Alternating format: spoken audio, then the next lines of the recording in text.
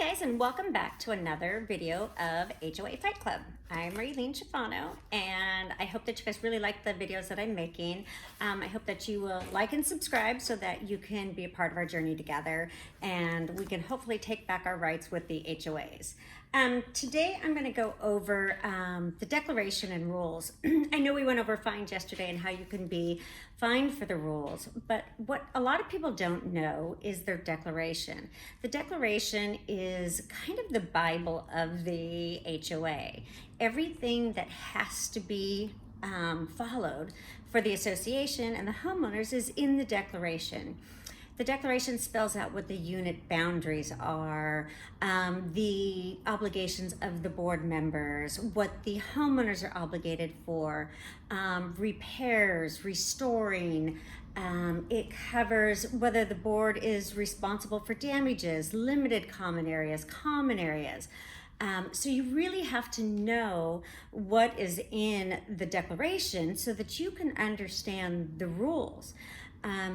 One reason I really go over this is because when I was first fined, my very first fine was for plumbing. Well, $250 fine for plumbing seemed really crazy, but they were fining me for having my plumbing inspected. Well, who do you get to inspect your plumbing? So the board was doing these plumbing inspections. Imagine that. They're so, certified as plumbers, I'm sure. And then they would come in and inspect the homeowners, water tanks and plumbing. And if the board felt that it wasn't up to their standards, they would make the homeowner change everything in their homes. Water heaters. Can you imagine changing a water heater that doesn't need to be changed? That's what our board would require. Another thing the board would do would have a rule for blinds. It's okay to have these blinds. And then 6 months later, they would change the rule of the blinds and give everybody 10 days to comply. So imagine spending hundreds of dollars for blinds for your home, and then 6 months later, the board deciding that, yeah, we didn't like that rule, so we're gonna change it, and we're gonna make you guys have these kind of blinds instead. And if you don't comply in 10 days, you'll be fined. That's how they were doing it. They were making profit from the fines and fees they were charging the homeowners. Well, and since the homeowners don't even know how to fight a fine, they were making the money. I think there were months, there were thousands of dollars of profit they were making off of the homeowners. So what I suggest is that you get out your declaration. If you don't know where your declaration is and you live in an HOA or a condo association, you need to find it, and you need to find it fast. Even though you might be in an association that has a really good board, you still need to know what the rules and regulations are in the declaration and the bylaws. A lot of people become very complacent in HOA. They don't want to fight, so they just become very quiet, and that is really what the board will do to you. The board will make you feel like you're the troublemaker and that you need to be quiet. So my suggestion to you is, if you know your declaration and your rules and your bylaws, you can be the smarter person in the room, because the board really doesn't know their CC&Rs. The board usually relies upon the property manager and attorneys to tell them what the CC&Rs say. Well, everything's up for interpretation. So if your interpretation is different than their interpretation, then there's a problem. So when I got my second fine, let's see, what was my second fine? Our second fine, I think, was for the canopy in the backyard. So in the rules, it doesn't even say you can't have a canopy in the backyard, and neither did the declaration. So how can the board fine me for something that's not even in the rules? Well, they can go back and they can change the rule, or they can let the fine go.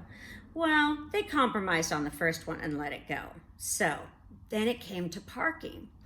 Well, I started doing research on parking, and we own our garages. Imagine that. The board can't make rules for my garage. So if they can't make rules for my garage, then how are they fining me for parking the wrong car in my garage? So as I started complaining, as they call it, to the board about these things, I was deemed the troublemaker. So Yeah, I guess I am a troublemaker if sorry, if they want to know what the truth really is, which they don't want to know what the truth is. So you have to understand. So let's go to my next fine. So the next fine I got was a $50 fine for smoking in our backyard. Well, I know it seems really weird, but the backyard is a limited common element. You can't smoke in our backyard because the rules say we can't smoke in our backyard, and we comply with that rule. So, how did we get that fine? The neighbor next door made a text message to the board at 4:15 in the morning on a certain date and said that my husband, by name, was in the backyard smoking. Guess what? We were in Utah at the time of the violation. I live in Washington State, and I was in Utah at the time of the violation. Imagine that. So it was a false accusation. Well, this next door neighbor of mine also was on the board 3 months prior to that, and he wasn't an owner.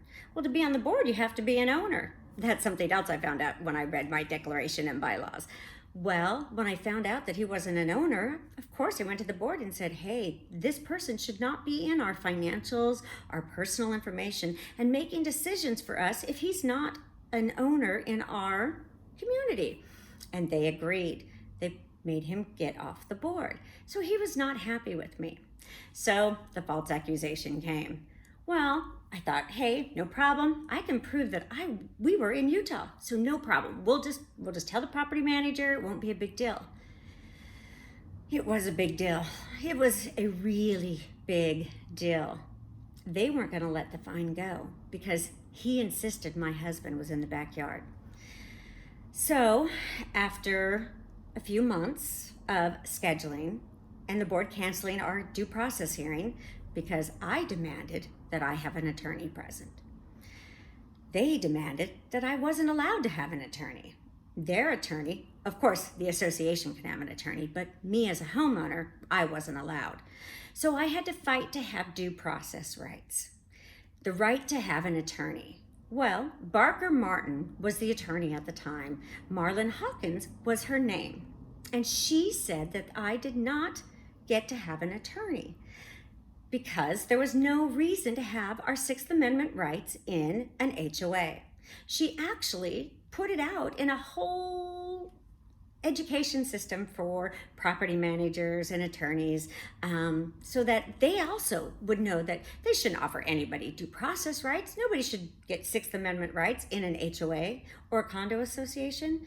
Well, I felt differently, and my attorney felt differently. So we fought it, and we fought that for 6 months. It cost me over $15,000 to defend the home.